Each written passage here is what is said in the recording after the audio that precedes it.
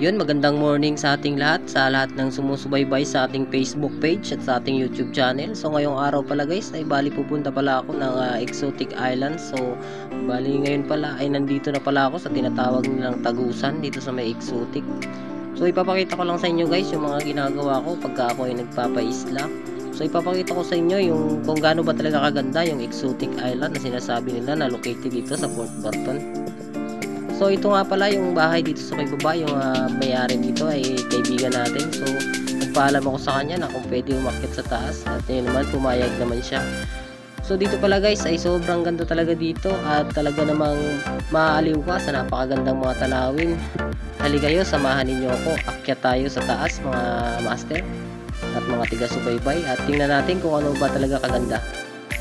So andito na nga pala guys yung pinakadaanan nila, umakyat na pala ako dito, papunta dito sa taas para makita nyo naman kung gaano kaganda yung spot na talagang matatanaw mo dito sa pinakatuktok niya na talagang napakaganda at talagang kung medyo mainit ang ulo mo ay dito pumunta sa lugar na to at sigurado talagang maaaliw ka.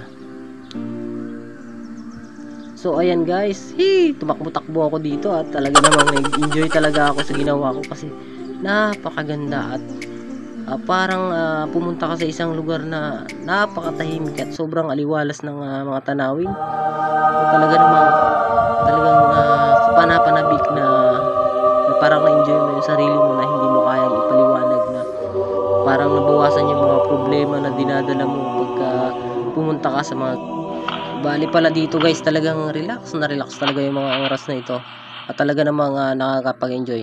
So bali pala guys, magpi-fishing muna tayo. Susubukan natin kung makakadali tayo. So nag-spot pala ako dito sa may harapan ng Albagin at sobrang napakalinaw talaga ng dagat, ano.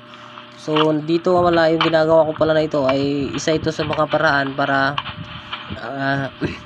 ma-enjoy natin yung ating mga sarili sa mga problema at mga dinadaanan natin na pang-araw-araw sa buhay. Kasi minsan kailangan din natin magpahinga at mag-enjoy o sabayan natin ang pagpipishing. Kasi fishing is not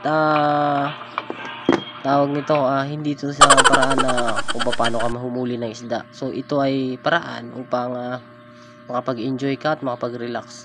Kasi pag sa mga ganitong mga adventure guys, yung memory na nadadaanan mo o yung mga napupuntahan mong lugar ay talaga namang hindi mo makakalimutan sa yung sarili. Kaya yun, ito guys, nabali dito pala, nakahuli na pala ako dito ng tabangka. Sobrang laki guys. Yan, papakita ko sa inyo. Yan, sobrang laki ng huli ko ditong tabangka. Pero alam nyo po guys, yung isda na ito ay masarap ito siya pag pinirito. Dahil yung laman niya ay napaka matigas na malinamnam. So, kaya hindi ko na siya pinakawalan kasi ulam din yan. So ayun, maraming salamat pala sa panonood. Sana ay nagustuhan mo yung video na to. Mag-iwan ka ng message at mag-comment, paki-like and share na rin. Maraming salamat. Ingat and God bless.